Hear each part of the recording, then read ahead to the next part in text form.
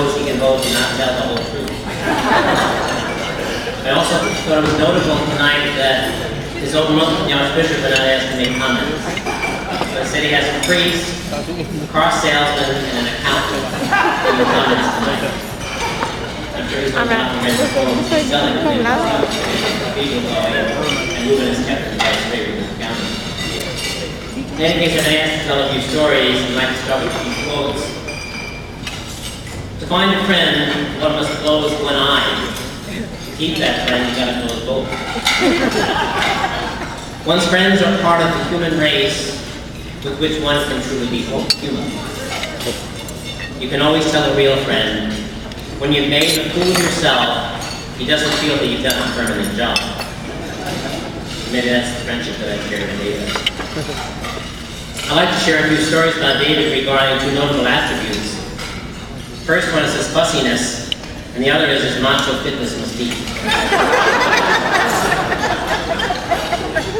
Understand that David and I have traveled a lot together, both the journeys of friendship. Keep in mind that I grew in a house of older brothers. Can I get some coffee? Who bossed me around. David grew up in a house of women, the sisters who devoted themselves to pamper every one of his needs. David and I, when we traveled, were like the odd couple of old TV fame. One little story I'd like to share was a trip that David and I took to Glacier National Park in my camper. As they say, David's very fussy. I found out right away when we had our first meal cooked in the camper because David, when I started just rinsing off the plates and wiping them off, David insisted that we boil water to sanitize. This was only the first day. 10 days. My methods would not meet David's standards. The next morning, we got up, and in the campsite that we had in Glacier National Park, there really was no shower facility.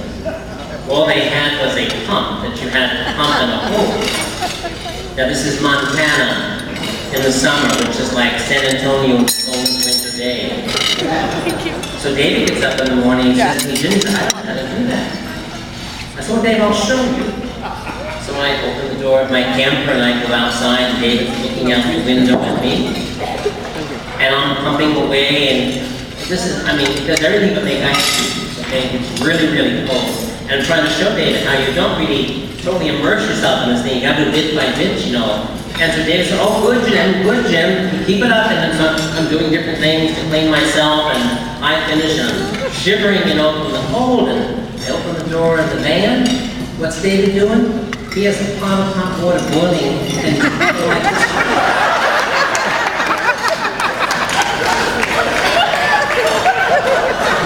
And he really knows how to rub it on a trip.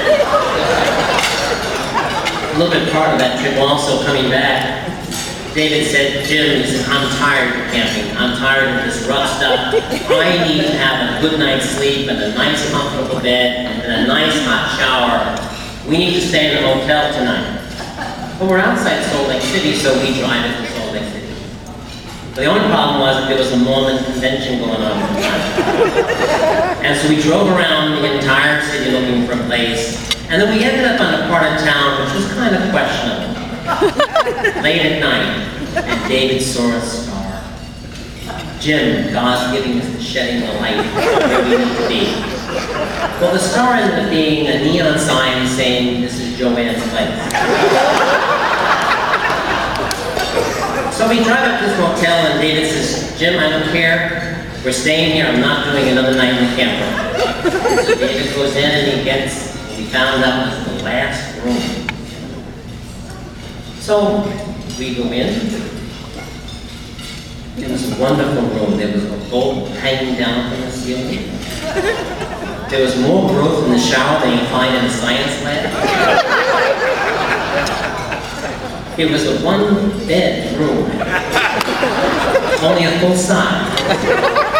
2 men sleeping in it, and it had a 3-foot sump in the middle. Every time you moved, you rolled. I was in an intimate relationship with David most of the time.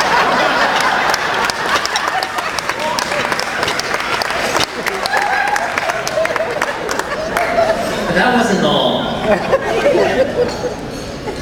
I found out during the night that David just happened to pick the place which was the most popular place for the local prostitute district.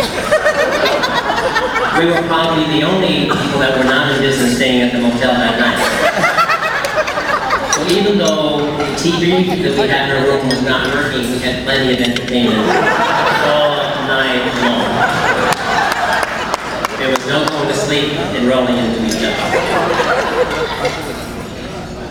What's it? Losing my notes here.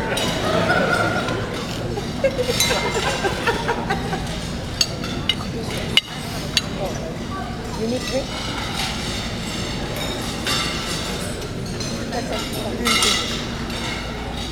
I enjoyed David's cussiness.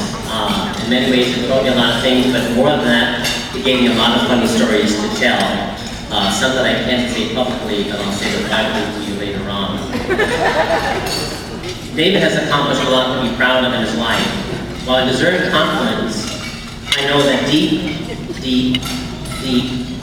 deep down inside, he's really a very humble person. He's humble enough to recognize that without many of you here tonight, he could have not have gotten the jobs done that he has accomplished. Little story regarding David's macho mystique, prowess, and the support of his friends. I've been chaplain in the Air Force for about 24 years, and over those years, David and I had very good contact, calling each other regularly and keeping in touch with each other, and sharing many of the accomplishments of things that we had done. One time, David called me and was bragging about the 5K run that he and the young seminarians ran around Woodlawn Lake. He was so proud. He said, "Jim, I left them in the dust. Arrived at the finish line far ahead of all of them, and asked the finish line to greet each and every one of them as the seminarians arrived." Can you imagine, Jim? I'm about 20 years older than all of them. And I beat all those guys. I congratulated him. 3 days later, I got a letter from Larry Steuben, called Larry Steuben. Larry tells me about the same thing. He says, "Jim," he says, and he sends me the headline, "Father David beats seminarians in a 5K run running around Woodlawn Lake." But Larry went on a little bit further. The truth is that Father David collapsed 50 yards before the finish line.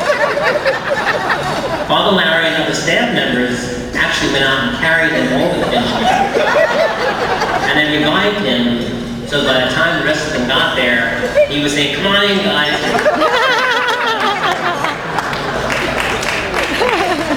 In closing, I would once again say thanks to many of you who carried David, of course many of the finishing line.